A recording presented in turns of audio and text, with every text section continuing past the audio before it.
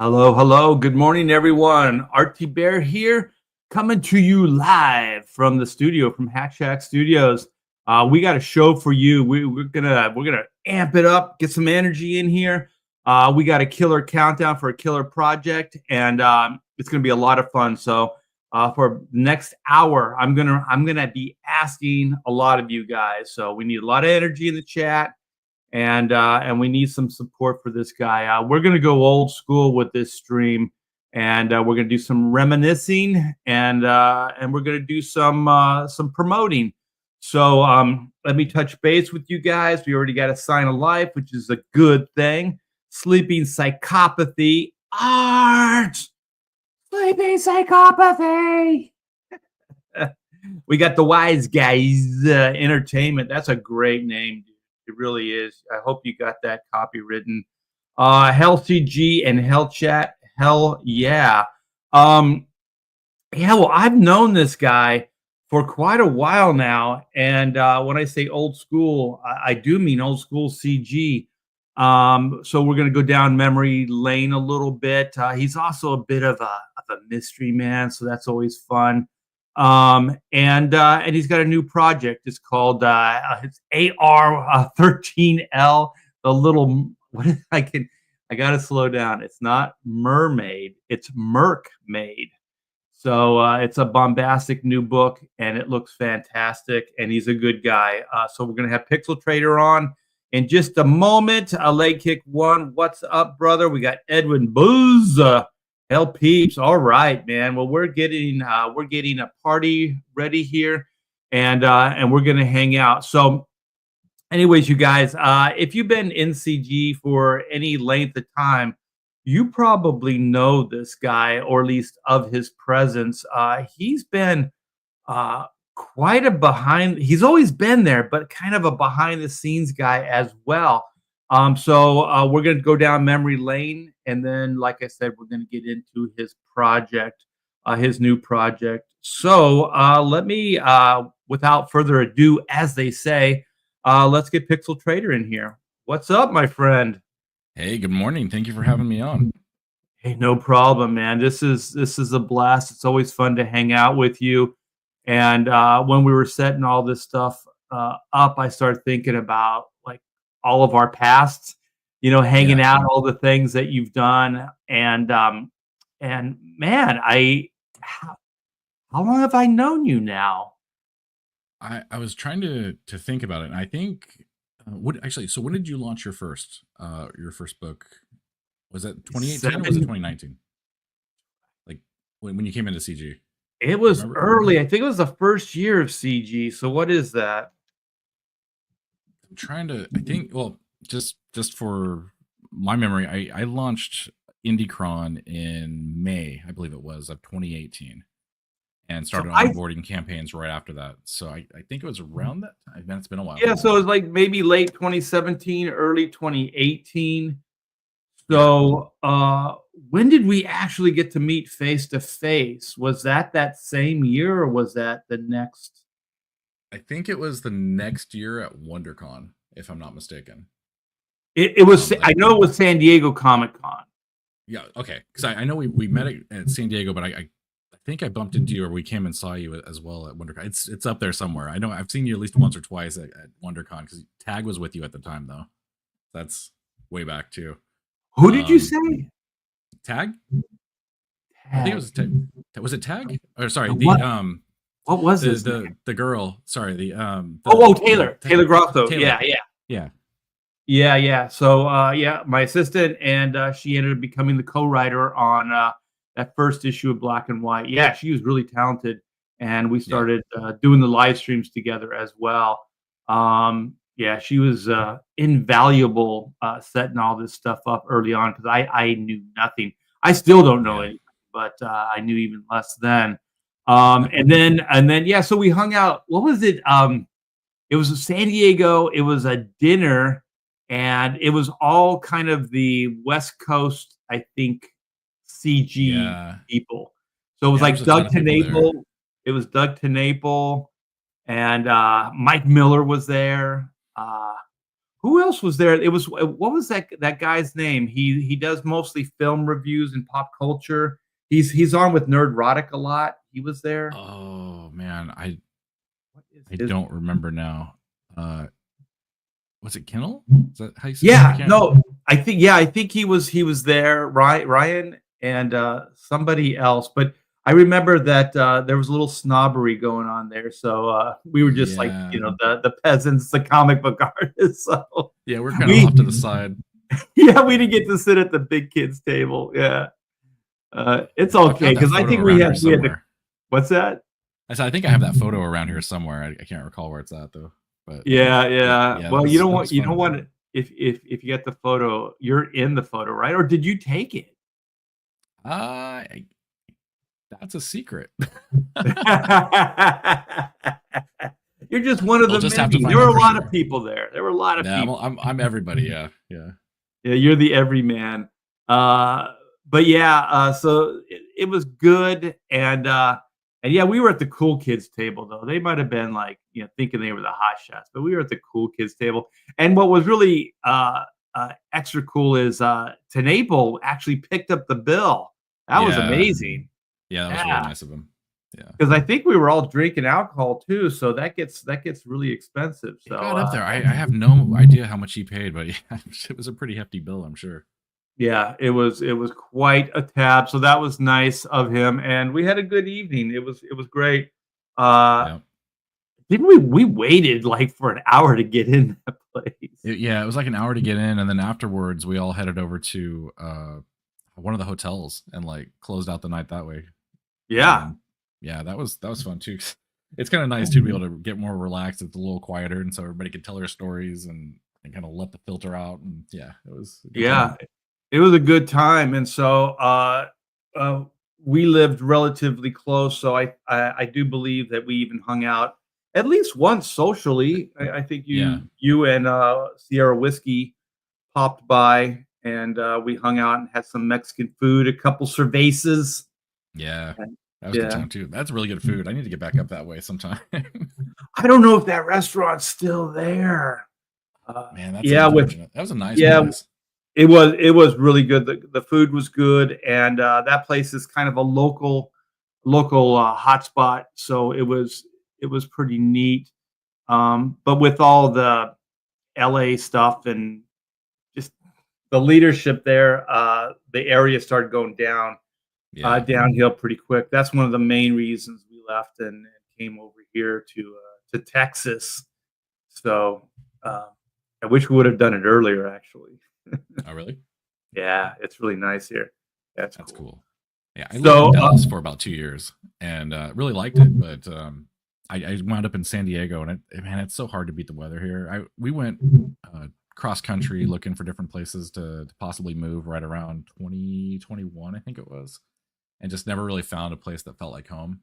And so we just came back, and we've dealt with things. The prices keep going up, and we keep going. Are we sure we want to stay? But yeah, so far we're kind of locked in here.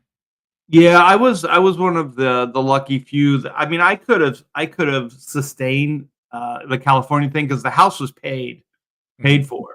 So you know what I mean? Like, so we didn't have like crazy mortgage and stuff like that. So we had crazy property tax and stuff like that. But other than that, I mean, we couldn't have lived any cheaper.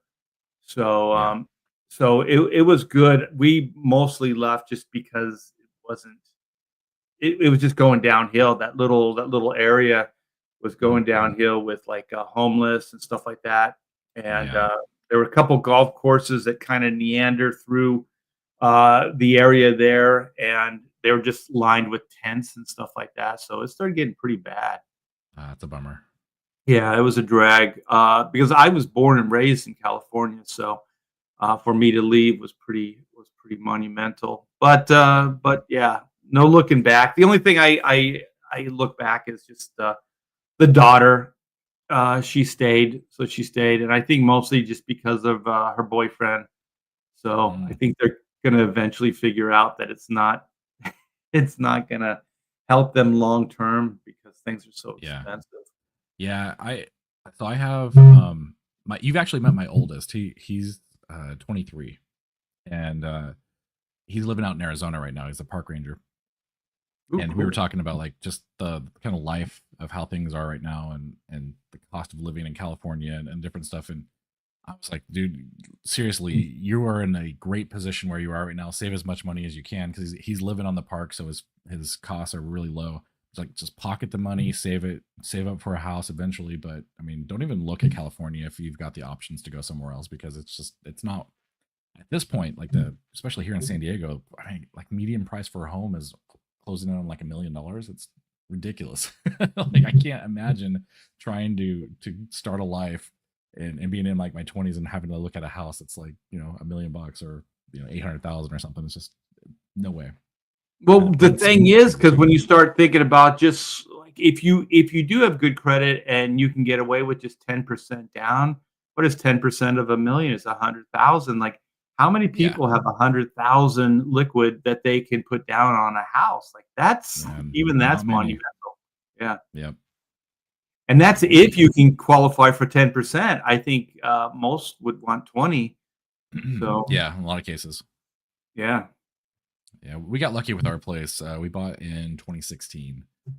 It's doubled in value since then, which is crazy because it's a townhouse. It's not even like a full on single family home. But I mean, we just got in at the right time, and we refinanced in 2020 and cut a huge chunk off the amount of time that we were going to have to pay for it, and so we're in a pretty good position right now. It's just like I said, if I was coming up now, there was no way I would stick around. As soon as I got out of school or something here, I would definitely be looking like Texas or maybe somewhere like I don't know Iowa or somewhere that's a little less crazy and you can get a decent amount of land and someplace to hang out. yeah, we own 4 times the amount of land. This house is bigger, if you can believe it, than the California house.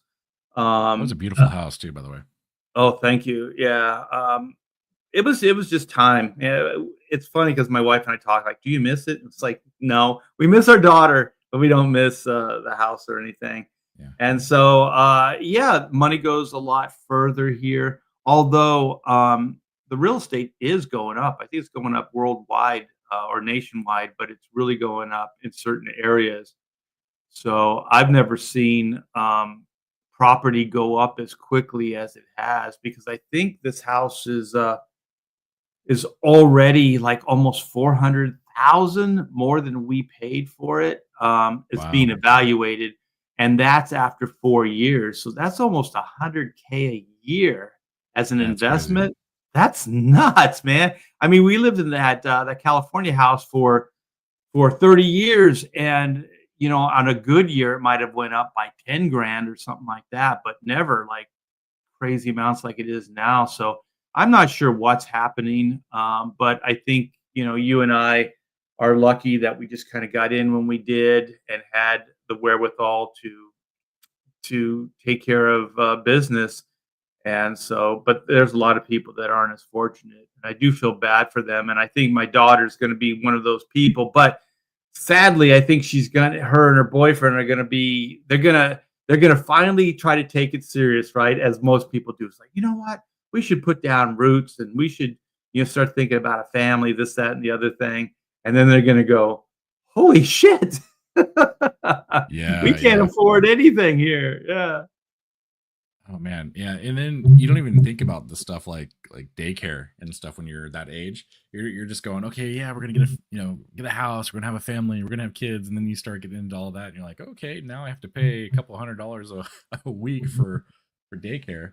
Like, Yeah, where if did they're that go? both working, yeah, which they are. Yeah, So, yeah, you would definitely have to have that, or I don't know, here's a suggestion, you could move here and you could use us, my there wife you and go. I as daycare, but hey, you That's fun. know, there's always that. So, Yep.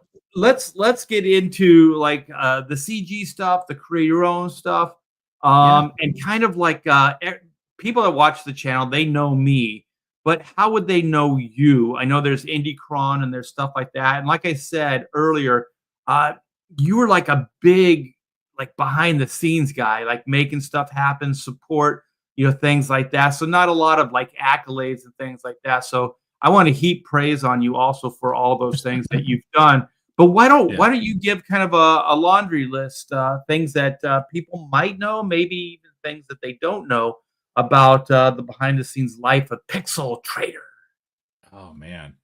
Yeah, the big one would be Indicron, and actually, I shut that down last year, just because there had been other sites that have come out, and people have started taking their stuff to their own websites and things, and so it became a lot harder to track everything. And so I went ahead Yeah. and stepped aside. Plus, there was a couple other sites that were doing that, I think, better than I was doing at the time.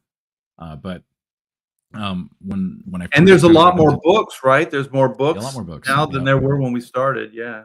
Yeah, I mean, a lot of it was automated, but the onboarding process was a manual thing where I would have to meet with the creators, get their information, load that all into the system, and make sure that it was good to go. I probably could have spent time rewriting everything to be able to do that, but I just had other priorities at that point. Like when I really got into CG, my other kid was pretty much grown at the time anyway, and so it was more like he didn't really need all the attention. But now I have two little ones. My middle kid is going to be 5 in like 2 weeks, and then the other one's going to be 2 in a month. And so, uh, there's priority changes. I'm like, okay, I've got time to do this, but I don't have time to do all this other stuff. I'm going to have to let something go by the wayside. But yeah, IndieCrime was probably the big one because I mean, I think over the life of the site, it helped raise, I want to say, $250 to $300,000 for creators. There's Wow, a that is great. Yeah, it I was don't know if I've huge. ever formally thanked you, but thank you for putting all that together. Absolutely. And it was just one of those things where I saw a need where, because originally Edwin Boyette and John Delarose, and I think even Tug were all involved in trying to create this little tracker thing. And they were using Google spreadsheet for that. And the worst part about that, though, was that it was manually updated. And so it was constantly falling behind. They weren't able to keep track of everything. And I stepped in and said, "Look, I that's my job. Like I write automation. I can do this." And so I wrote code that went to Indiegogo and eventually went to Kickstarter and pulled the information about each campaign that was running at that time and loaded it into the site to be able to show like what the status was, how many backers they had, when it ends. And so that became kind of a staple in a lot of streams early on because people could pull it up and immediately see exactly like down to the second pretty much how much time was left on a campaign. And it helped. Like I said, it helped quite a bit. I know there's quite a few times where actually I've got a couple pieces of art on my wall from those referral things that people would run every so often and say whoever gets me the most backers gets a page. So I've got at least 3 or 4 pages from that. Just yeah, that was the big one. And then since then I've kind of done my own thing where I've popped in and helped. Like I don't know how many people I've helped create like trading cards for their campaigns or cover layouts, graphic design work here and there, just anything I could do to help. I mean, tons of advice stuff I've done just from observing how campaigns were going. People were talking about things like, what would you do for the marketing side of this? I would step in and help. I've done a bunch of editing behind the scenes to help people find issues with their books. Most of it's uncredited, which is fine. I don't mind. I got a free book out of it or, something like that. Right, right. It was mostly just that's the way I am. Like I want to help somebody if they got an issue. Let me go do something. You need a logo really quick. Something didn't work out. Yeah, let me see what I can do. And I would take a shot at it. Sometimes it worked out. Sometimes it didn't. But the whole point of it was to help people out. Um, Right. yeah. Yeah. Most recently, aside from the Mermaid thing, I was helping Hojo with the Mythicals. He's got a really cool book there. It's like a horror thriller kind of thing.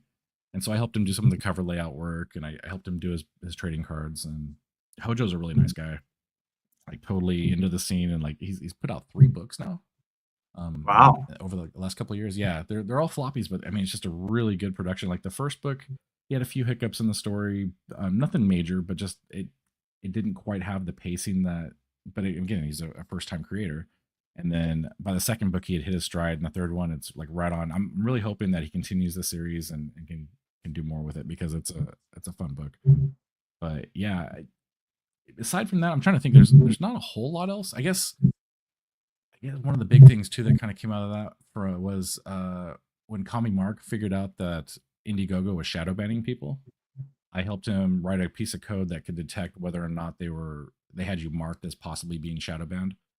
And then that blew up, and then they hid the code on their site that you couldn't see it anymore, so we couldn't detect it at that point. Let's see what else. I think that's pretty much it. I mean, there've been a few other little things that have been like started but didn't work out too well. There was indie focused project, which was with Big Ben Henderson, if you remember him, and then Oh my John God. Yeah, Boyega. this is why I wanted to talk to you because you were here from the beginning. Yeah, Ben Henderson. I miss that guy. When we were Yeah, I thinking of, wonder what he's up to. I have when no we were idea thinking of what he's doing moving, now.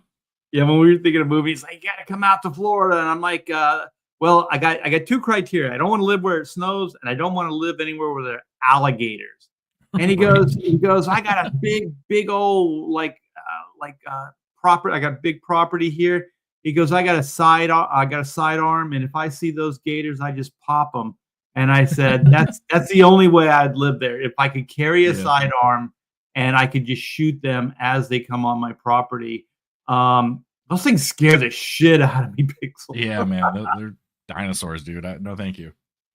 Yeah, I'll No, tell thank you. you where it all changed for me is when I saw one of those things climb a fence. It was like a chain link fence, but it was about a 7-foot fence, and that gator climbed it, and I was like, "Oh shit, they can climb like a lizard!" Like, oh man, Oh God, that's scary as hell. Yeah, no, no, yeah. thank you. No, thank you. Florida, you're out. No, if Stay someone right can there. eat me, I don't. Yeah, I don't want that. So we didn't go Florida, which is good because we got a little humidity here, but man, Florida gets some crazy humidity. Oh yeah. So I was just there 2 weeks ago. I went to Disney World. Actually, it's kind of funny. I posted a picture about it, but I've got little stickers for Merkmaid that have the URL on them. And so I'm just cruising around Disney World, dropping stickers here and there with the Merkmaid logo on it and stuff. I'm sure they would nail me for littering if they would have caught me, but just Did passing you it go to out. that new Epic Universe that's there? I did not. We didn't. We were thinking about going, but we had passes for Disney World, so we just took advantage of those. Wound up going to the park 4 or 5 days. I can't remember exactly now. It's kind of a blur, but the You have trip to go went at great. least 4 days because that place is massive. Huge, huge. I'd gone 10 years ago, and I felt like I still was seeing new stuff. I mean, obviously they've changed the park a little bit, but I mean, it felt like a completely new experience this time around. But Yeah, yeah, it's I huge. got invited by one of the viewers, actually, supporters, and to go to that Epic for one of those preview days or whatever it was. Mhm. But my back is really not doing well, so there's Oh, no way without a support team, somebody to push me around in a wheelchair or something, that I'd be able to do, an amusement park. So I bowed out, and then I get to see all these like videos of these people at the park, and I'm like, "Ah, man, that sucks. that's I didn't unfortunate. get to go." Yeah. Yeah. I remember you being a big kind of Disney guy too, because you did all those streams talking about like the hidden stuff behind the scenes and like how much you like the park and stuff. I imagine, yeah, that place would probably be a fun experience for you. Yeah, I like that stuff. I mean, you can see there's a big old I think it's from 1975 or 76, like Disneyland map that Oh they got on yeah, the wall there. that's Yeah. cool. If it was in better shape, it'd be worth a small fortune, but it's in really bad shape. It's worth enough in the sentimental value though. So that's cool. Exactly, exactly. Okay, so then you're working behind the scenes, and then what? The creator bug, got you. You're like, you know what? I need some limelight. I need to get some books out there. So how did Yeah, that come about? it's actually a funny story. So I've always wanted to make my own book. In fact, I had no plans on making this one. It just kind of happened. It was Critical Snail, if you remember. That's the little Oh, that's robotic right, snail with the character. with the double pistols. Yeah, Yeah, yeah. So that was what I was going to be working on, and I was kind of building up to that. I was practicing some other stuff and doing things, and right around the time they announced that the new Little Mermaid was coming out, AI had just started becoming kind of popular, and so I was experimenting with the tools because in my job I'm a tech guy, and so I'm supposed to stay on top of technology anyway. And so I was playing with the tools, kind of figuring out what they do, and I saw the reaction to the movie. I'm like, wow, I'm just gonna troll some people. So it was just a complete shit post. I was just trying to mess with people, and so I went to this app and I said, make me how did I word it? A large breasted, I think is how I said, or a large chested mermaid with a machine gun, and it spit out this image for me. I'm like, this is pretty funny, but the gun looked terrible because AI couldn't do guns at the time. So I just took it into Photoshop, cleaned it up, put a new gun in her hand, changed the color of her hair so it was red, and made it look like a cover for a comic book. And I posted it. and I'm like, hey, check out the new Little Mermaid, or whatever, how I announced it. I can't remember exactly. I got the post somewhere on one of the campaigns, but just completely trolling people, and it blew up. I think there was like 500 people or more that had eventually liked it and shared it, but everybody was like, is this real? Tell me this is real. You got to make this real. And within an hour, I had both Piper, the writer, and Eric Hodson, our artist on the project, in my DMs. And Eric's like, I'm going to draw this, man. You have to let me draw this. This is going to be amazing. We got to do this.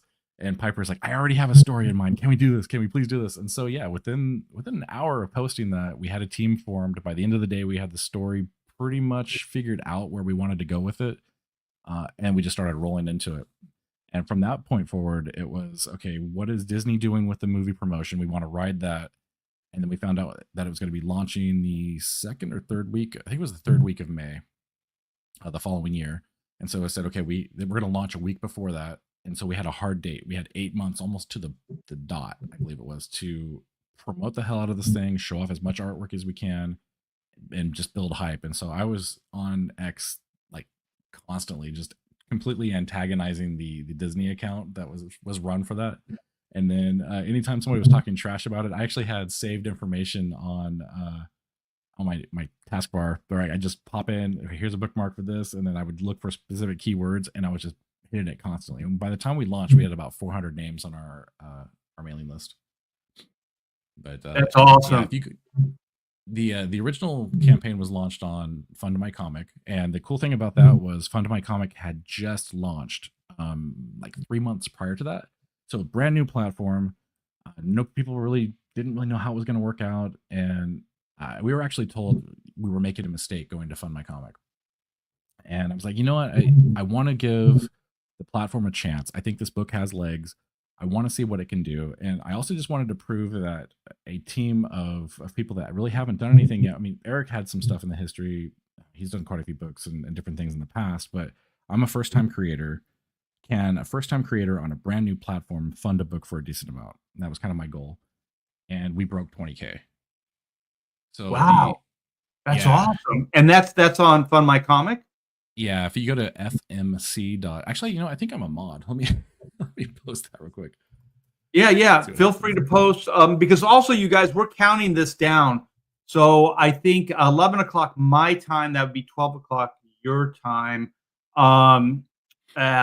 This thing is, you're going to close it down, right? Is that yeah, we close correct? Yeah, close down. It'll be 9 a.m. my time, but yeah, it closes down in a half hour. Okay, in a half hour, you guys. So you got to get on this. This looks fantastic. You even got a Jose Garcia killer wraparound cover. Look at that. Yeah, so that one's cool too, because it started out as just the front cover, and as we were going along, we're like, man, it'd be fun to have a wraparound cover. I'm like, yeah. So we went back to Jose and said, hey, can we change that? He's like, yeah, sure, no problem. And so he comes back with a mock-up for it, and we look at it and go, this is really good, but I think it needs a little more carnage. And he's like, no problem, I got you.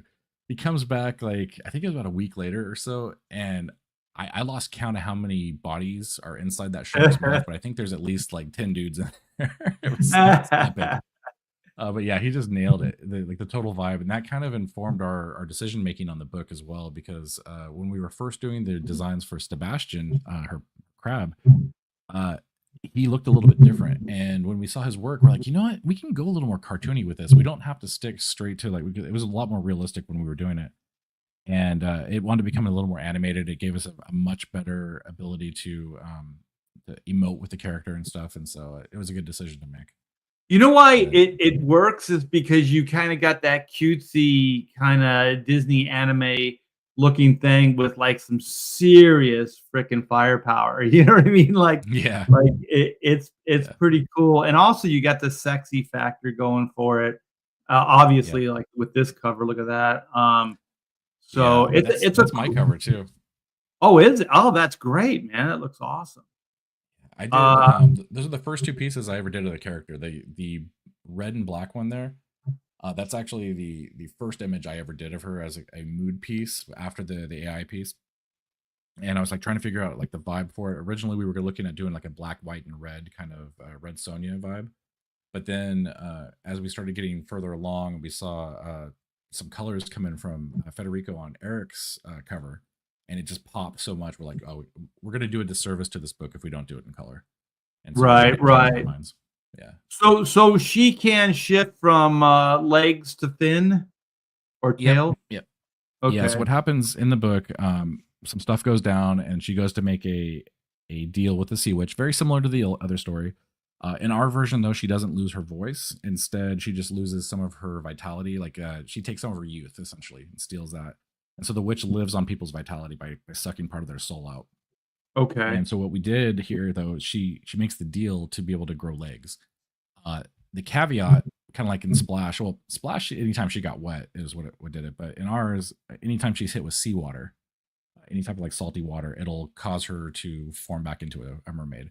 So she can come in and out of the water and form the legs to do what she wants to do. But as soon as she starts to get wet from seawater, she goes back into fish mode. Wow, this ship, this Buena Vista, little nod to Disney. I'm Wow, glad you that's caught that. cinematic. That looks great. Thank you. This artwork Yeah. is fantastic. Yeah, Wow. Eric did a really good job. And what's funny though is Eric actually even leveled up beyond this. So this still has more of a realistic kind of vibe to it.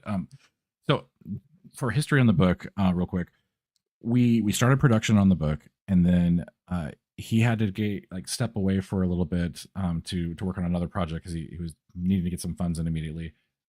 And so we were trying to do all this kind of in tandem, but at the same time, our colorist started kind of having problems with him because we couldn't get any work out of him. We were sending him stuff, and then we'd not hear anything for like a month, and then we get something back. We're like, okay, dude, we can't keep going this way. It was going to be like 2030 before we got the book finished. And so I finally said, okay, we got to step back and reevaluate here. And so while Eric was off taking care of the other book that he was working on, when he came back, he had leveled up quite a bit. And so the character, he kind of gelled with better. The artwork looks better. It's way more cinematic. In fact, when we get there, we'll take a look at the updates page. It's got really like nice new art on it. But we changed colorists. The new guy came in. We started having him redo a lot of the pages. So really, the only pages that the first colorist has are those first demo pages that we did. The like 1 through 4, I think is what we've got there. Big Boy Robo is doing the colors for the remainder of the book, and he's killing. Yeah, I mean, look at this page. This is one of my favorite pages in the book. And so the gunner's taking shots at her, and then it's poking holes through the fish tank. Water's starting to come down on her. She's starting to transform. Oh, And that's what that is. Okay, the water's dropping on her, so she's going into like scale mode or whatever yeah, fish mode. Oh, that's cool. I can see what you mean with the cartooniness. You know, like yeah. the You'll see crab. in her face right here in a second. Oh, look Like, at this shot. yeah, This shot right here, the middle panel. Holy crap. yeah, it's gorgeous. The lighting, the angle, everything, the way it fits in there compositionally. This is really good, Pixel. Thank you. Yeah, Character we've been working really hard on this one. And if you notice a little nod to Finding Nemo, he's actually got a fish in his mouth. Oops. 1 second. Sorry. My phone is ringing and it's taking over my headset. Decline. Yeah, I like the sexiness of this last shot, and still like she's transitioning the little magic as the water hits her. Oh man, what the hell? Wow, this is really good. Like you said, cinematic Oh. and Sorry, sexy. 1 second. I gotta mute for a minute and figure out which panel is playing music on my screen. Sorry. Okay. All right, you guys. Pixel is taking care of business, and we're going to enjoy this this work as he's taking care of stuff. Yeah, this is really good, you guys. You should back. There's a very limited time, so we have less than a half hour for you to get this book. So you guys, the link is in the description. I'm sure some of the mods are posting links in the chat, I hope. So click those links and go pick yourself up a copy today. Are you back? Yeah, I'm back. Sorry. Okay. my phone rang and my headset set up to link to both. And then as soon as it disconnected from my phone, it started playing the music in iTunes for whatever reason. So I'm like hearing rock just blaring in my ears. I'm like, that's not our theme song. What's going on? Well, Pedro's got a question. He says, "Hey, Pixel, is Critical Snail happening?" It will happen, yes. Actually, Pedro did a really cool animation for it too, which is fun. Where I had this scene in my head where the snail sitting there shooting, and then he drops his guns and blasts two more out of his shell, and then grabs them and starts blasting again. It's a really fun little piece. I've got it somewhere. I'd have to locate it, but I think I posted it on X at one point. But yeah, Yeah, I still remember. gonna do it. I think I saw you did a drawing, like the first version, right? Yeah, I did the first version of it, and actually that's from like 2015, I think, is when I first started coming You up had with the stickers character. or something, right? Because I think I saw you at a con and you were I handing had out trading cards. you and Yeah. Sierra Whiskey were handing out stickers and stuff. You guys were so excited, like with Yeah. your new projects and stuff. That's awesome. Yeah, I had stickers. I've got a skateboard behind me. I've got the trading cards for. I think I still have a few of the trading cards, but yeah, it's still happening. I've got a story fairly figured out. There's a few little things I need to adjust on it, but I still want to work on it. I have an artist. Originally, I was going to do it myself, but I've got so many like irons in the fire. I'm like, I have a vision for this thing. I don't know if I can do it justice. I'm still going to do like a cover for it because it's it's my baby, but I think I want to lean into a certain direction with it, and so that's what I decided to do. So let me I just want to clarify because we are on a limited time. So is Fun My Comics still live then? Oh, you know what? I actually I put the wrong link in there. Let me delete that. Actually, can I delete that? I can't delete it. Because I was thinking, are we promoting two sites or just the one? Yeah. Sorry. So sorry. It's fmc.littlemermaid.com. That is the Fun My Comic location that's closed, but we were talking about the Fun My Comic earlier. Littlemermaid.com will take you straight to Kickstarter. That's this one right here. Okay, I just put it in the chat too. So you guys, this is the Kickstarter. So click one of these links. I'm sure they're both working, and go pick yourself up the Little Mermaid AR-13. Is that like her code name or something? Is that how you're doing that? Yeah, AR-13L is actually a gun. Yeah, it's a gun in the book. It's so we took a look at the original tale, realized okay, Ariel, we can't use that name because it's property of Disney. It didn't exist in the book. Neither did Eric's name. So we're like, okay, we have to avoid all that kind of stuff and try to do our own thing.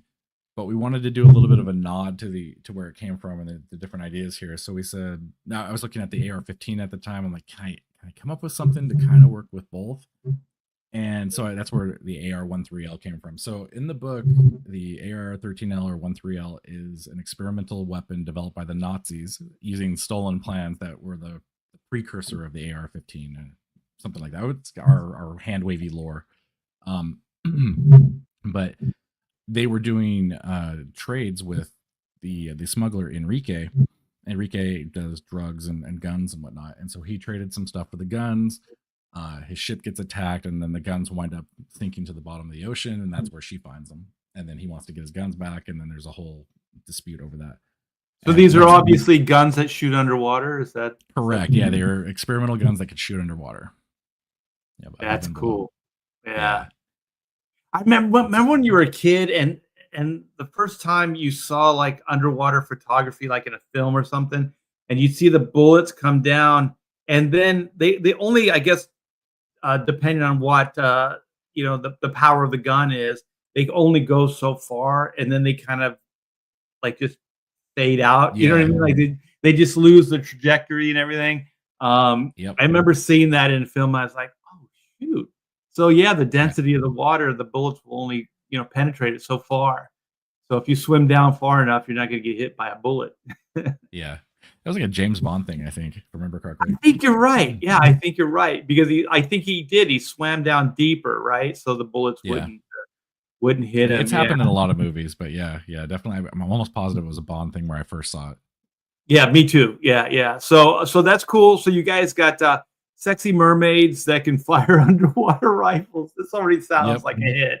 And this already sounds like a hit. So if I'm not asking too much, because I always do this because I'm a story guy. So okay, she's a mermaid, fine. She can go as a human. She can do the leg thing. So we got that. All right. So we got weapons. So she finds those, but you have to. There has to be a reason, right? You don't just like go undersea and start shooting things up and stuff. So is there a bad guy? Is there somebody she uses these guns against? Yeah. So they're Enrique, the guy I mentioned, is the smuggler that loses his weapons overboard. So his ship is attacked in those first couple of pages. His ship is attacked by what look like sharks with boobs. Essentially, Yeah, I saw that. That's pretty crazy. What it is the Sea Witch is manipulating their vision and stuff with her powers. Basically, she's controlling what they see, but she's trying to attack them to incite something. And so when that happens, he's all pissed off. He wants to get his stuff back and he wants to get revenge. And he finds out through manipulation and whatnot that it's down in the Mermaid Kingdom. And so he's like, okay, we're going to go get our stuff back. And so he sends people down. There's a battle. Some people are hurt. And she snaps when one of her friends is killed. Okay. And so Sebastian, the crab, he is a kind of a grizzled war vet type that's familiar with the human world. He got injured escaping from a restaurant. Eric says a sushi restaurant. I gotta see whether or not he was actually, like, if sushi was even a thing back in the 50s, but I think we're gonna roll with it anyway. But he fought his way out of a restaurant, and that's how he got hurt. He got like a slice on his face and everything. But he's got a mat on for He's got a mat on for Red Lobster. Exactly. Yeah. So he went nuts and like attacked and fought his way out of that restaurant. And ever since, he's carried a knife, strapped to his damaged claw, and he served as an advisor for the king, and eventually was kind of like a bodyguard / mentor for Coral, our Little Mermaid. And so she goes to him and says, I need to learn how to use these things. And so there's a whole training montage, a double page splash where it goes from the start of the morning all the way to the evening, where she's just learning how to blast everything with this new weapon. And then she's basically ready to go, and she goes for her revenge tour at that point. And that's so we didn't want her to be a complete Mary Sue. We got to have a little bit of training, a little bit of something here where she learned how to use this stuff. And so we did that, and it worked out pretty well. I think the story's fun. We could have done so much more with the story, but yeah, the inciting event that was the smuggler does this thing, gets her mad. She's like, okay, let's go. And then she goes up to the surface and starts hunting down the people that took out her family. Oh, so she goes onto their turf. Mm-hmm. Yeah, that's even more badass, because then she's got to learn, to navigate through the human world and to basically chase this guy down. Yeah, that's cool, man. Yeah, it's fun. It's the smuggling company has a front that's a tuna manufacturing company, or like canning company, and so she attacks their facility. Like goes. I love tuna. Yeah, yeah, I love it. It's fun. Tuna's awesome. So I'm envisioning Daryl Hannah, coming out of the ocean, butt naked, and just shooting people up with AR-13s, and then somehow she falls in love with Tom Hanks. So is Tom Hanks in this story? Is there Eric? Is there a love interest? So Eric, technically, I think Enrique is Eric in Spanish, if I'm not mistaken. But right. But he's the bad guy, though. He is the bad guy, but she rescues him. So in the first couple of pages, what we show off, and we were supposed to have the preview book done, but I keep changing my mind on the fonts, and there were some other issues with coloring that we had to get fixed. So I never got the preview out. So I'm still working on that part. I think we'll probably just release the book before the preview gets done at this point. But she saves him when his boat sinks, and she's kind of infatuated with him because she sees, oh, this is a really handsome guy, but she knows nothing about him. She doesn't know who he is or what's going on until later. And then when she realizes that he's the person that actually kind of incited all this, then kind of stuff changes. But at least early on, that's kind of her love interest in the story. I don't want to go too far into it because I'd be revealing a lot of the plot, but yeah, essentially he is the stand-in for Eric, because there's just not that whole royal courtship thing because she's too busy murdering people. So there's that. Do they go have dinner at a fish restaurant? Oh man, no. Thankfully, we didn't have a whole lot of room. We had to cut a lot of fat to be able to do this. So we were looking at it originally. We had it at 48 pages. We had to cut. We wanted to do a one shot. We didn't want to extend it out between multiple issues, and so we said we had to do a full story, 48 pages. And Piper's like, yeah, I can't do that. To be able to hit this, I'm going to need at least 60. And so we extended the book through a stretch goal, which we blew past, which was awesome. And then I think we extended it by like 2 more pages over time because we wound up making a few scenes be 2-page splashes because they just needed to be that epic.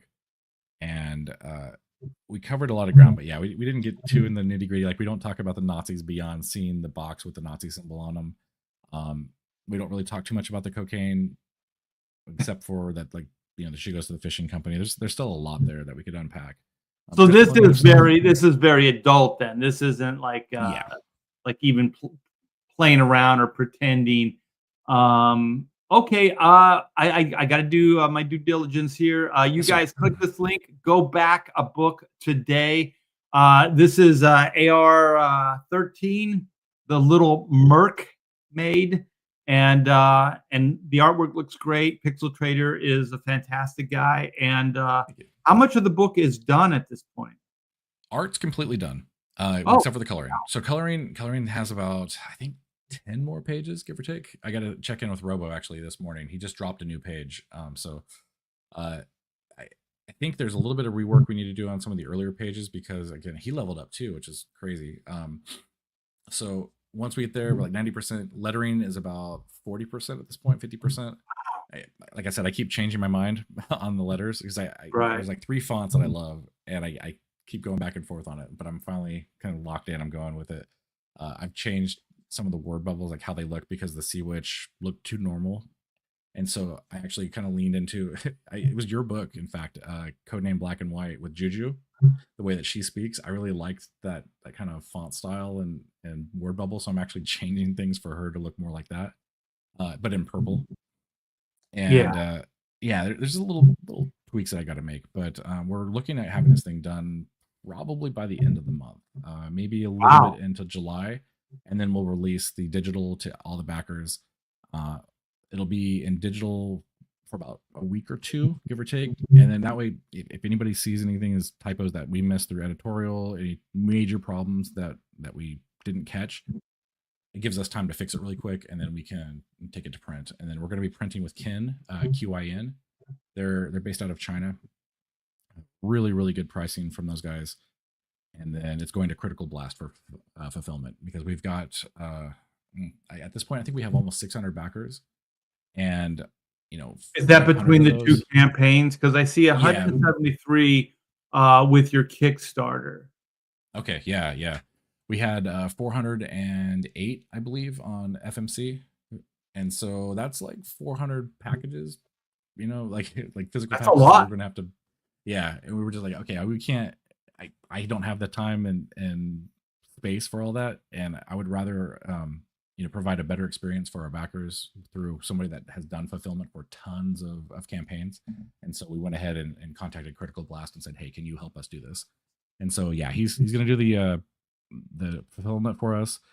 We're shooting for September. It may run a little bit long, but we're going to try to hit that. There's a few little outstanding things, some sketch cards I need to finish while we're in printing. But yeah, I mean, it's at this point, it's pretty much ready to go. There's just a few little adjustments here and there that we got to knock out. But the other cool thing too is wait. What is okay? Hold on. I thought I just refreshed it. I thought it went up. Hold on. Let me check. This might not be a Kickstarter is funny. The amount of churn on that platform, it goes up and down constantly. It's crazy. Yeah, sometimes there's a delay too. So it's 174 backers, 7,256. Oh, okay. So it did just go up. It's weird because like Indiegogo, the total won't shift until you hit refresh. But I guess Kickstarter, if you're on the site, it will just do it. So I think because I just wrote down the price before this one, the total. So I think you got a couple backers already during this live stream. So nice. You guys are awesome. Let's keep it going. We're pushing towards 8,000 in the total, and trust me, you guys, this money goes quickly when you put one of these campaigns together. Once you start paying for shipping, printing, things like that. So a lot of times you look at it and go, "Oh man, they're kicking ass," and for the most part they are. But We're trying. the expenses are quite high, and Pixel's got a whole team that he's put together here. So he's got to pay the writer, artist, colorist, and letterer on this thing, and then hopefully Pixel will make a couple bucks as well.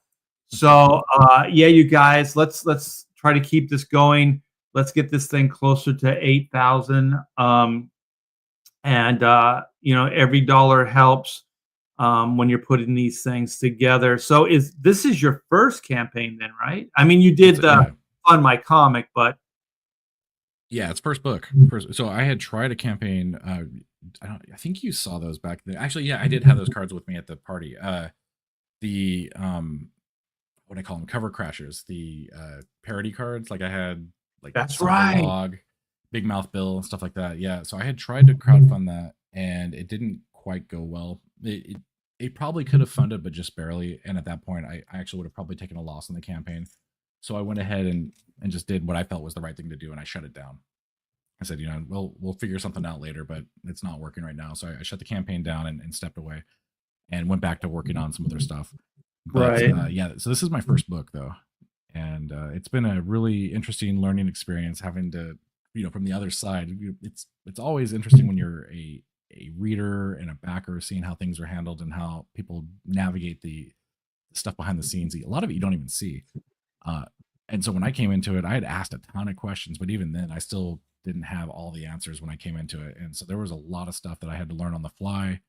The marketing of it is one of those things that nobody talks about nearly enough. I mean, everybody says, "Oh, we need more marketing," but it's a grind for those however long you have your book open. And then exactly.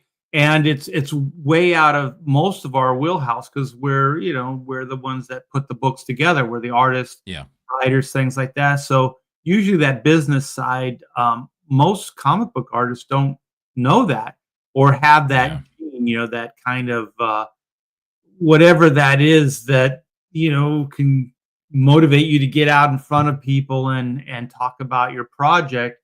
I was always one of those guys that it's like, and I openly said it's like I always let my work speak for me. So I never talked about it. You know what I mean? Like I always wanted the work to be the best it could be, and so it would be self-evident. I put it out there, and either people would like it or not, and that's part of what we're doing here. But almost a bigger part is getting out and promoting. And speaking of that, I think somebody in the chat said 10 minutes. Let's click this link. Let's get in there. Let's back a book or two before this thing shuts down. Pixel, I just want to give anybody who came in late, he's a big time giver, and he's been behind the scenes with CG and all this stuff since 2017 or whenever the hell we started doing all this craziness. So he's always helped out people, been very, very generous with his time, with his knowledge, all those things. Indicron was a big thing in the day. And so let's all give back. Let's back this book, not just because Pixel's a good guy, but it's a great project, man. I mean, it really looks top notch. It looks entertaining. I think it's a pretty interesting, fun idea where we turn basically the Little Mermaid on its on its heels and kind of flip the narrative and do something that's sexy but yet more guy oriented. We got some mayhem in there. We got some warfare. I'm sure there's going to be an explosion or two, right? I mean, there's got to be some ships blowing up or some kind of shit going on like that, right? Yeah, definitely. Actually, you should run the trailer. I don't know. Yes, we're running out of time. I was holding off on it, but yeah, let's do that. Let's do that quick before we shut it down. Yeah, exactly. There were two versions of the trailer. The first one was done on Fund My Comic, and then I wound up doing a kind of remixed and did a little extra to it because we had some new art and stuff, so I was able to kind of upgrade it. Okay, here we go.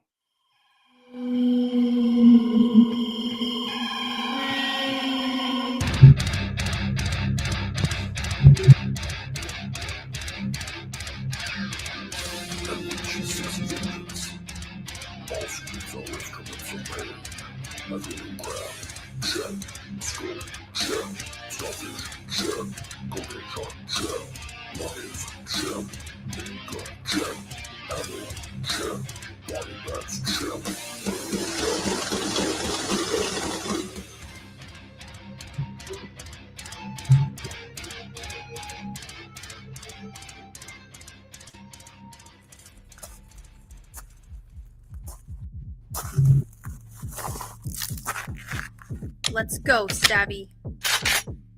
Pain's coming for every poor, unfortunate soul in our way.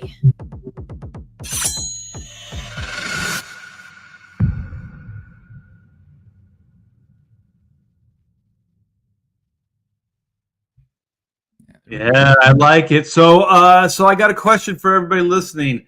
Have you backed? Check. So let's back, and then you can check that off. Looks absolutely fantastic. You can tell there's a lot of love put into this, a lot of creativity. Stabby alone should get his own book at some point, I think. Oh, man, I've got the book going. I've got a children's book set up. Well, it's a children's book until about the 80% mark of the book, and then it ends for the kids. And then you can say, okay, if you're an adult, please continue. If you're a kid, enjoy your evening. Well, how do you stop the kid from turning the next page? Yeah, that's what mom and dad need to do. They gotta stop the kid from doing it. They gotta read it to him. But it's actually designed like a little golden book, is the vision I have for it.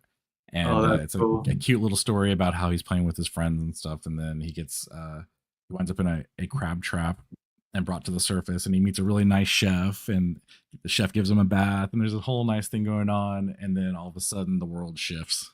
And that's when you do that page turn and everything goes crazy. So that's what I want to do with it. The chef doesn't take Stabby's hand.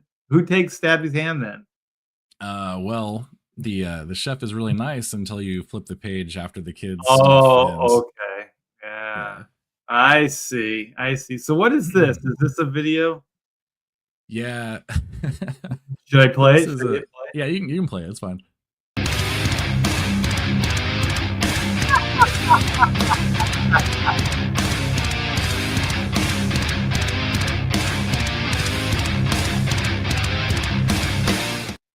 Crab's going crazy. I love that. We set up an account for Sebastian Crab on X, and what we did, 20 seconds left. Anytime somebody would back the campaign on FMC, he was posting. Actually, anytime anybody would say that they backed the campaign, if they tagged me or somebody, I would have the account respond with that video. Oh, 6 seconds, 5 seconds, 4 seconds. You guys, come on. 1 second. Back it. Oh, look at that. Yeah. Confetti. Well, hopefully you guys got in last minute. This book looks great. Thank you so much for sharing it with us, Pixel. We got a couple backers there at the end, so that's awesome. So we just you just clicked over into non-fund mode. So 174 backers, 7,256. Thanks to all of you guys for helping make this thing happen. Wow. Yeah. So how do you feel now? Now it's all over. Everything's over now. Right. So how do you feel, Pixel? How do you feel? Now the fun stuff starts, right? We got to start the fulfillment and everything. But yeah, that's huge. That's 28.3, I think, total between the two platforms. So man, yeah, it's awesome. I'm really stoked. Got a little bit of work I got to finish up. I'm actually the letterer for the book too, so I've got to wrap that up. And at least now I don't have to worry about marketing. I can just put my head down and start focusing on getting everything buttoned up and ready to go. But yeah, this is epic. Thank you for bringing me on this morning too. I know we talked a couple times in the previous campaign, even where just schedules didn't work out. So it was awesome to kind of do that last minute thing with you here. It was really cool. Yeah, it was fun. But, it's fun to kind of do those where you're just totally focused on one goal, and the goal is to try to get people to look at your book, with fun people like yourself. So no, it was a pleasure. And so if they want the book to continue forward, it's done, right? The Fund My Comic has stopped. Kickstarter's done. So now you're just finish the book and then fulfillment, right? That's where you're Correct. at. Yeah. I think what we may do, I got to take a look at it. We are going to open a merch store probably next week. There's a couple things that are going in there. So the World Tour shirt that I showed you, that'll have your sorry, it says Morning Hullabaloo, I think is what I have on it, but we can put your name or whatever. But all the shows that promoted us over the last 30 days, they all get mentioned on the shirt as a world tour. And that shirt's going to go live on the merch store as soon as we have it ready to go. There's going to be a poster as well. And then I'm looking at possibly doing pre-order for the book through there as well, but it'll be limited supplies. I got to see exactly how many books we need to order. And then based on what our order numbers are going to be, it'll kind of vary. But I think we're going to have to order around 1,500 or 2,000 books at this point, because we've got, well, I got to go do a count now, but my last count was we had about 1,000 books that we sold over the course of the That's a good amount. It'll help you, save you a little bit of money in the printing as well. And he's talking, let me see if I can find this graphic. Here it is. I'll share this graphic. So this, hold on. Let me get this super chat. Forest Pub for $4.99. Thank you so much. Art, I found some old school Captain America you did, and it was awesome. Hell, Pixel Trader. You got some fans there, Pixel. Thank you so much. Yeah, I worked with Dan Jurgens. I think I worked on Captain America for almost a year. So I have actual significant runs on almost every major IP at DC and Marvel, with the exception of Justice League, Avengers. I did some Avengers work. The Hulk, Thor, and Iron Man, I think. Oh, and Wonder Woman. So six of the icons I haven't worked on, but everything else. And when I mean significant, I mean like at least a year's worth of run on them. So thank you, Forrest, and thanks for the super chat. What was I just going to do? Oh, I was going to share the T-shirt. We got the Mermaid, and she's jamming on a bass guitar. It's pretty cool looking. So here it is right here. Yeah. So this is what, Pixel was talking about. It's a great visual. I mean, for a rock T-shirt, this is perfect. Yeah, and that was the aesthetic we were going for. The other thing too is if you look really closely, Stabby, instead of having a knife, has a mic and he's singing. That's what I was going to say. I was going to say, is he called Mikey now? We should have gone that route, huh? Instead of Stabby. So thank you for making me part of the T-shirt here. I can change the title to Morning Hullabaloo. It doesn't have to be Hacks Chat. So I'll switch it over so we can keep it with the T-shirt here. Oh, it doesn't matter. That's editable, so I can make it whatever you want. I haven't done the design fully yet, so whatever you'd like. Oh, okay. Yeah, Hacks Chat would be great. Okay, yeah. I got a graphic for it and everything, but not that you're going to use it, but for this show, I'm going to use it. Oh, perfect. Sure. Yeah, you guys. So that might is it merch now, or it might be in the future? It will be in about a week, I think. I have to get the store set up, and then anybody that hosted us basically gets the shirt or poster, whichever they want. It doesn't matter. All that'll be available to them for our cost, essentially, cost plus shipping. And so I got to show you something real quick. I was real proud of this as well. We did something similar in one of the Chrono Mechanics campaigns, and we have a character. His name's Doug, and he's like the '70s rocker. Yeah, and so we have the D World Tour. I don't know if you can see it. The glare. So I got my friends' names as the promoters up on top there, and we kind of did some of the Ted Nugent stuff. So that's a Ted Nugent pose from the '70s, '78, and then it's the double go Gonzo. You can see it right there. That's awesome. And then like you, we got the tour dates right there. The World Tour, the D World Tour. I love it. So yeah, these crowd funds are fun because you can do all kinds of cool, little extras like that that Mhm. help broaden stuff, and people love Yeah. that. It was a fun marketing experience too, just because I hadn't seen anybody do anything like that. And like, let's make it a little more interactive and more fun for the people to bring us on. And so everybody that came out or had us come on and chatted with us, they get their name on the shirt. And so that was a That's cool way just awesome. to bring people in. That's why you're a good guy. The Peanut Gallery. Hey, Art, how was your Father's Day yesterday, man? Also, congrats to Pixel Trader. Oh, it was great. Thank you so much. Today's actually going to be more my Father's Day celebration than yesterday. Mm, Yesterday it rained practically actually it did rain the whole day, so there wasn't a lot of stuff. And also, Pamela and I have always been like this. Like when we vacation or we do stuff or these holidays, we always either do it before or after the holidays. So like instead of going out Yeah. on Valentine's Day with the hordes of people, and also some of these restaurants and stuff, they'll charge more on Valentine's Day than they do normally.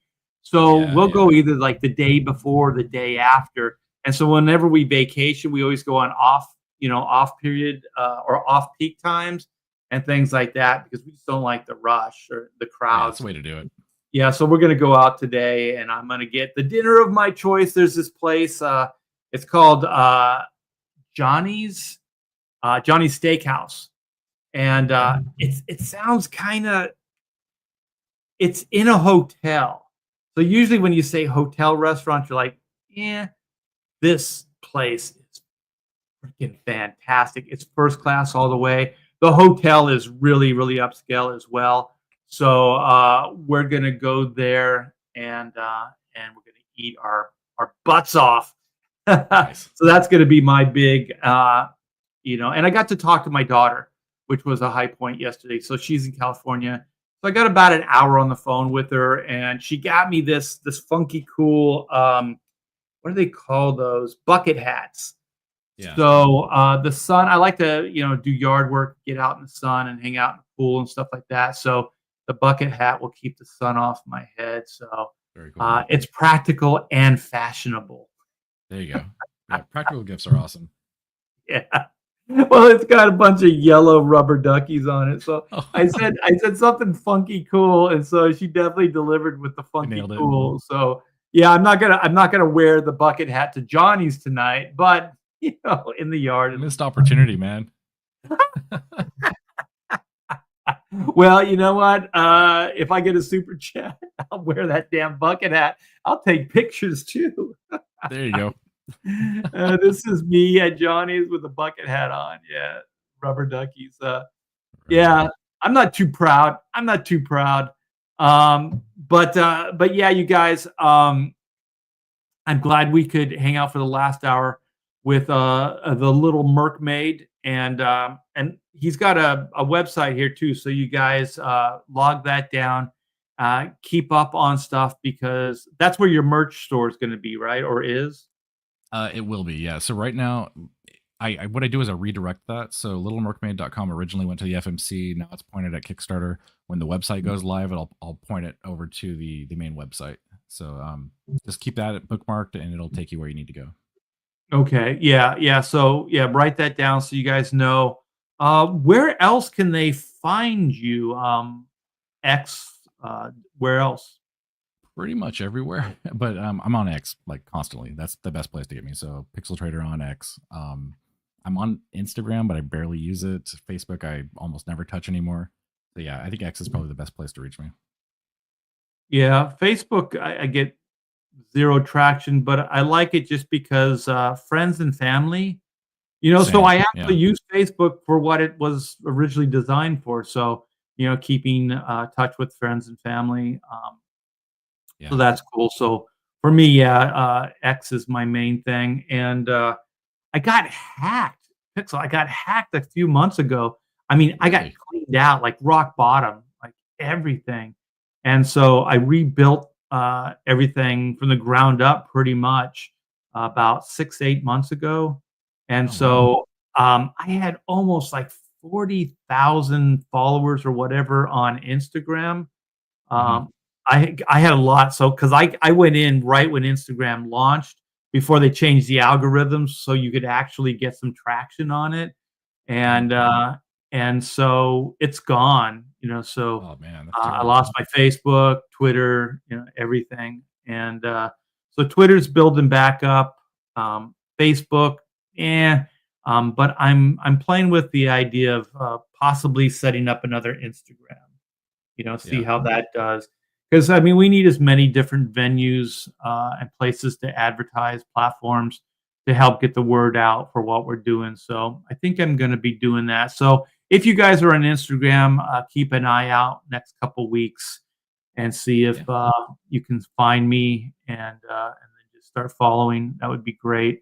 I do like Instagram because even though you have to kind of edit, um, like crop the artwork, it's neat because they're big. They're pretty big size. They're Yeah. big, and it's definitely a visual platform. It's made to show off the art, which is perfect. Yeah. Yeah. Let me see. TikTok, TikToken has the most eyes on projects. So what? Oh, TikTok is okay. Man, TikTok. I got no traction over there, but maybe it was my content. Yeah, I don't know. Maybe I've been looking into Rumble, just as far as like places to live stream things like that. So I might be doing that soon. I just, it seems like it's a little late but you never know because YouTube was really heavily editing people's platforms last couple of years, especially through COVID. So, I got demonetized quite a bit. And when I first started YouTube, we used to be able to play trailers. I had this show, and I would love to bring it back where it was a versus show. So if like two big movies were coming out for the summer or whatever, I would do this trailer versus this trailer. So then you'd play the trailers against each other, and then we would chime in, talk about it, and then the chat would decide which movie they wanted to go see. So that would be like the competition. And it was a lot of fun, but I started getting demonetized, which is weird because it seems like, these film studios are using this stuff to promote. And when people use their work, their trailers and stuff, they get all pissed off about it. I'm like, geez, dude. Yeah. We you won't get demonetized from ours. Our song is based on Mermaider by Death Clock, but it's a cover that I had done on Fiverr, and then I came in and did the vocals over the top of it, so it's copyrighted. Like it wouldn't get picked up by the algorithms for that. Somebody could probably manually claim it, but it's a parody to some degree. Nobody said anything to us about it, so we haven't had a problem with it. But anywhere we've had the trailer played, they've never been struck. So I thought it was original because it was like whatever, check, whatever, check. I rewrote the lyrics. I did it myself, but so it was based on another song, but it sounds very similar. I thought it was awesome because I grew up at the time of the '66 Batman, and so Robin would always go, or Batman would say blah blah blah, and then Robin would go check, bat whatever check, they'd always have their checklist to make sure the Batmobile was running 100%. So I always liked the checklist. Hey, but before we go, Pixel, would you mind if I share some black and white? Yeah, let's see it. All right. So for last couple days, man, we've been going strong.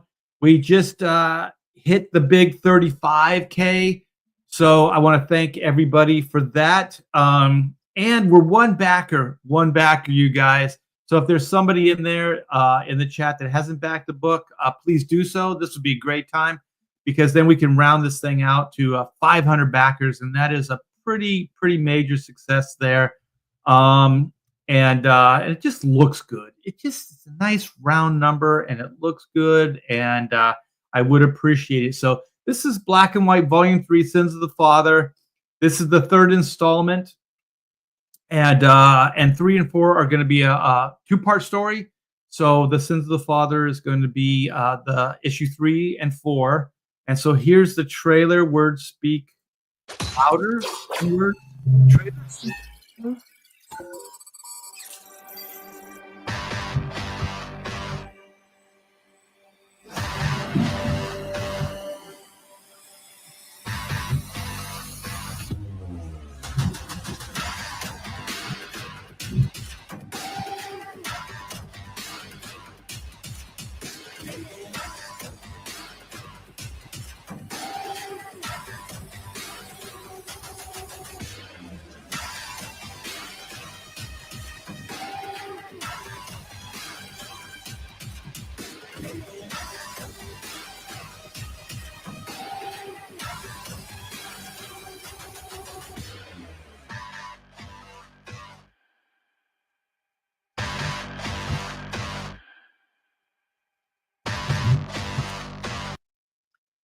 Yeah, you guys, 30 years. Originally came out in 1994 through Image Comics, and we haven't looked back. So, with this new crowdfund paradigm, CG decided I'd bring this IP back, and you guys have been supporting the hell out of it. So, thank you so much for helping finance this dream.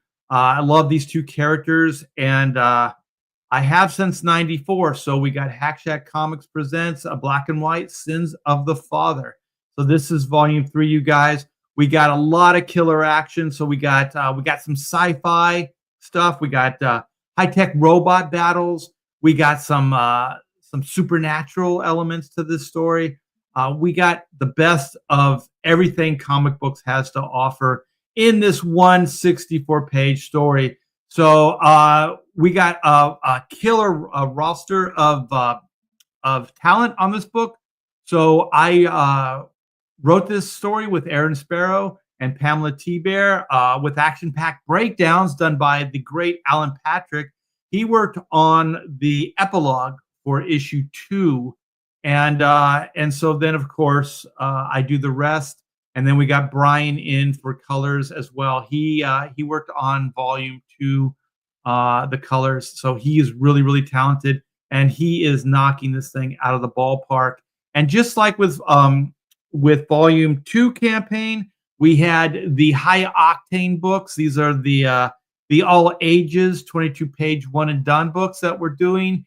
And the first issue was a huge success. We got Pedro Eng in there to do that. That was his first comic book work, his first official comic book work. And so I asked him if he wanted to do the next book, and he said, yeah. And you know what? This dude has elevated his work since then. I mean, if that stuff was great, and if you like that, this is going to be the next level work. I guarantee you, you're going to enjoy the hell out of it. So Pedro and I worked on the story. So it's really just Pedro doing everything, colors and everything. So I'm so happy to have him back on the campaign and contributing. Here's some of the interiors. And then, of course, we have 4 variant covers. We got A, B, which are done by me. And then we got Carlo Barberi for C. And then the great John Malin, CG's own John Malin with the D cover. And so here's a better image of those covers. So this is, I'm calling this the villains, the supernatural villains cover. So we got the immortal Lord Fake in there in the clouds. We got Juju, which is the Baldoon priestess. So that's the supernatural side, and of course black and white stuck in the middle of it. So we're gonna have zombies, robots, you name it, immortality, all kinds of cool stuff. Here's a better shot of the Carlo Barberi. He's my brother. I mean, we've worked with each other quite a bit throughout our comics career. And so he's a good friend. Asked him to come in and contribute to this campaign. And look what he did. Look what he did. He gave us a super cool cover. So you can back that as well. My inks. So it was fun working with him again. And then, of course, a better shot of John Malin doing his take on my black and white characters. He's got Juju in the background, so very, very cool. And if you guys are fans of killer prints and posters, we got this Juju 11x17 print that only comes with the jam. So you can only get this with the jam tier there. So yeah, we got some original artwork. The B cover has been bought already. I should put sold across it. But there's still room there. And mostly I want to thank you for all your support. If you've already backed and you have social media, if you could tweet out or whatever, I would appreciate that. And let's see if we can get this thing to 500 backers today. Oh, shit. We got 2 backers. Hell yeah. All right. You guys are the best. All right, 501 backers. We're at 35,161. Thank you guys. You guys are the best. Yeah, there's I'm going to do a show on this Pixel, and I got to get you in sometime where we can just talk, maybe on a pontificators or something. But Okay. there's some buzz going around like that like crowdfunding isn't realistic. I know Rob Hunter, I think, it sparked a lot of the debate and conversation. But the thing is, I've been in this arena for about 10 years now, because even before CG, I did 2 Kickstarters, Mhm. books on Kickstarter, and turned around a profit. So those were very humble campaigns. Sometimes they are more humble than others, but always when you go into these things, do worst case scenario. Yeah. Always gear it up to worst case scenario. So every time I go into a business venture, I always do worst case scenario. So if worst case happens, I still turn over a profit, right? So if I can't work out a worst case scenario, I just don't do it, right? Yeah. So there's some people, I think their expectations were a little too big going into this, thinking like it was going to be the be all end all, things like that. It just simply doesn't work for everybody. But just because it works for some, it doesn't mean it's going to work for everybody, and vice versa. So all I have to say is, for 10 years, I've kept the lights on here at Hack Shack Studios through crowdfunding. So it does work. Yeah. You know?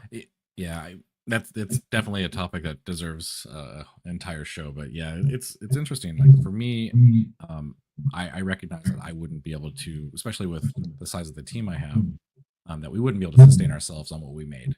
That's just not feasible. But certain people, especially if you're doing most of the work yourself, that's a whole different story. There's a lot more that you can do, but you have to really budget your time and your money and your resources. And if you spend way too much, like right up ahead, or if you run too long before you fulfill, then you start running into issues where money becomes a problem. And it's a balancing act. Like you said, worst case scenario, you have to plan for that worst case, because if you go into it thinking best case scenario, you're going to quickly have your legs taken out from under you. Yeah, I've been in this industry for a long time now, and so whenever I do anything, actually, and I learned this early on, always be humble and always create that worst case scenario. And when I mean worst case scenario, I'm talking worst case scenario. I'm not Yeah. talking like wiggle room. I'm talking about bare bones. And if you can do it, then move forward and then just work your ass off to do it. Because a lot of comic book artists, what they don't realize is that it's it's mainly it's mainly hustle. It's mainly PR.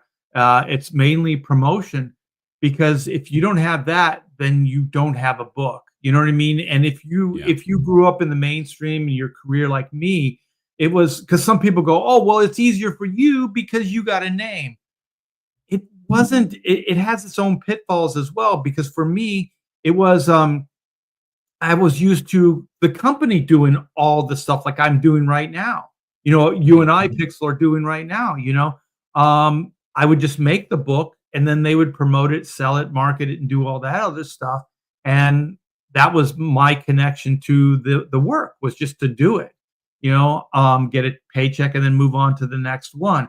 But this is a lot different. It's almost reverse. It's almost like you have to spend either equal time or almost more time promoting. So if you look at the really successful campaigns, those guys are on YouTube almost 24 hours a day. You know what I mean? They're Yeah. promoting, they're entertaining, and all that stuff. And that's what it requires. And it's hard for a mainstreamer like me to wrap your head around it, because you have all those years of doing it one way. So in essence, it is easier just because maybe you have a name, but it also has this other side where your mindset isn't on the hustle. So if you came in out of the blue and never had that as your background, then you don't expect it. You don't expect somebody to promote it for you. You Right. realize that the only way this thing's going to exist is if you voice it, and it's a real interesting, and I like challenges, so I kind of like what we're doing right now. I know you're a big challenge guy too. You like to do different things and to go into places that you haven't gone before. And so for Mhm. me, it's just it's a matter of trying to figure out like how to promote, how to do that stuff because it doesn't have to be sterile. It can be creative. You know what I mean? Right. Like you Yeah. think of ways to do stuff like you were making the cards and getting out and, passing them out at shows and, shaking hands, getting to know people, things like that. I mean, it's all of the above. It's every Yeah. little thing. And you never really know where something is going to lead you. So you just keep trying. And as long as you keep trying, I tell people this too. As long as you keep trying and you keep working towards it and don't stop, then you won't fail necessarily. I mean, we all have levels of what we think is failure, but what I mean by what I said is that if you do, you hit like rough terrain and then you stop, then you failed. But if you get past those rocks, you get past that part, then the success. And sometimes it is just incremental. You know what I mean? It's Yeah. just Yeah. like little increments. But as long as you can see the trajectory going in that direction, then for me, I have fuel. I have a reason to continue to Yeah. do it. And sometimes it is incremental, and sometimes it's like boom. You know what I mean? Like sometimes you'll just take a major jump. You Mhm. never know what the market's going to bring. But I'm real thankful for CG for this audience that we've created. Pixel's been here from the start.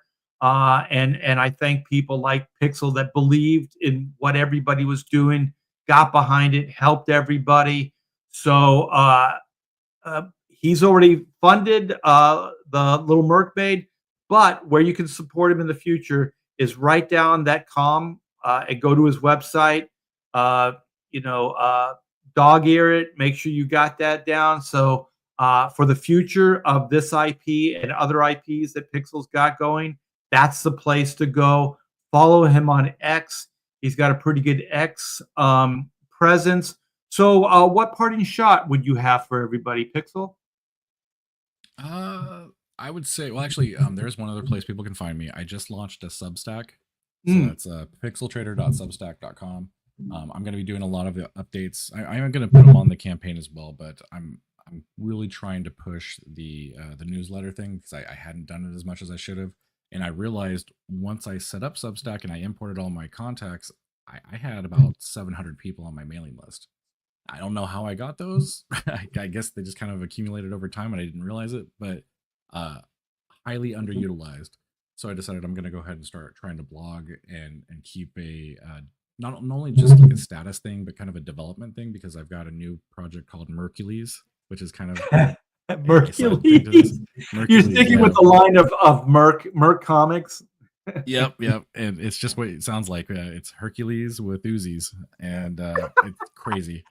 I'll give you some information about it behind the scenes, but Your it's gonna be a claim to blast. fame will be like taking all the things that were near and dear to people's hearts, like snails and mermaids and Hercules, and give them like serious firepower.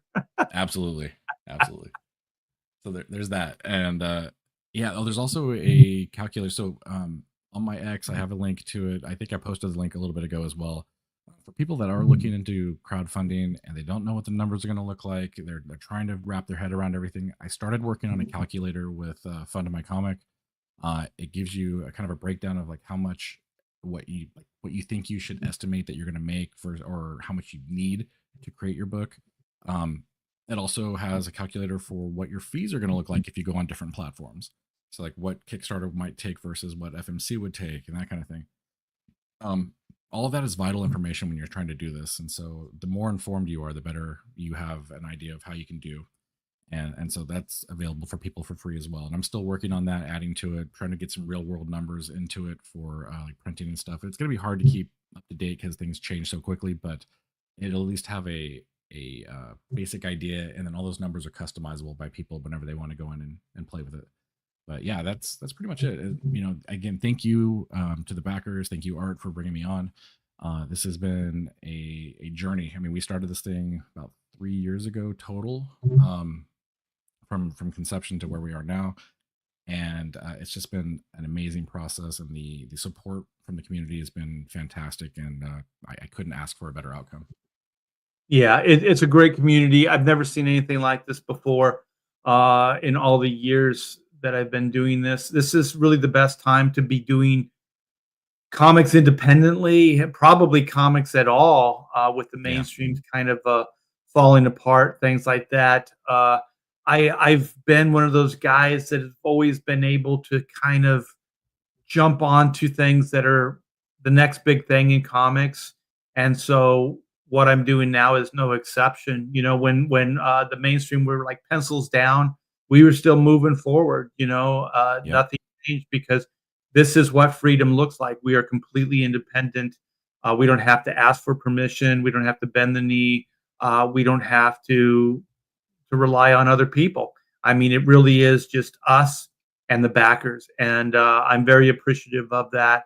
And that's what we've built, Pixel. You were here from the very beginning, so very good. So everybody, I hope you enjoyed. Thanks to all the backers. Black and White got a few. We got Little Mermaid got a few. It was kind of a little rally towards the end there. You guys came through, and that's absolutely fantastic. So it was good touching base with you, Pixel. Um, yeah, you're a definitely. great guy, fun to hang out with. I wish I was still in California so we could go out and have some Mexican food and a couple cervezas, but I'm sure you'll come to Texas at some point. We'll figure something out. I mean, who knows? Maybe you'll make your way down to San Diego Comic Con at some point, or maybe I'll go to Bell County up there or something. Who knows? We'll figure You something know what out. I would Yeah. rather do? I don't know if you've ever gone to the Riverside. I think it's the Riverside Con. It's done by the Long Beach Comic Con people. So they Okay. broke away from the Long Beach and they started their own in Riverside. And that is a great comic book Really? base. I mean, they have celebs, but it's mostly comic books. And the artist alley is right in the center of the show. So That's awesome. everything wraps around the artist alley area. So Yeah. I would probably do that before San Diego. San Diego's just a zoo. It's Yeah, crazy. it's massive. Yeah. I It's tell too people to much. go to WonderCon if you're gonna like come to Southern California and you want to catch a cool convention, but you don't want to be just completely stampeded by people. WonderCon is probably a good example because it's still small enough that you can get tickets pretty much the entire time right up until it opens up, but it's still very comics focused. It is leaning more into media. It started to become more like San Diego. It's run by the same people, but it's Same definitely people, more, yeah. yeah, more comic focused. Yeah, it used to be WonderCon. Oakland. Maybe I'm mistaking. Was there a gorilla show or something? Anyways, I thought like WonderCon was kind of more independent at the beginning, I think it less was. It was also mainstream. Northern California. Yes, Northern California. And so then when the San Diego Comic Con people bought it, it became just kind of like a Northern California version of San Diego. Not quite as big, not as quite as Hollywood oriented, but still pretty damn big. So yeah, maybe that might be something to shoot for. Yeah. Just the back, like flying and stuff like that. It gets so hard. Yeah. But now it doesn't take, what is it, a 2 hour, 3 hour flight? So it's not too bad. It's not like flying to, like when I lived in California, like flying to the East Coast, like for the New York shows or something like that, because Yeah. that's like 5, 6 6 hours. hours. Yeah. Yeah, yeah. All right, man. Well, also I want to thank the chat and for the super chats. You guys are the best. Thanks for supporting all these projects, and I'll see you later. Take care.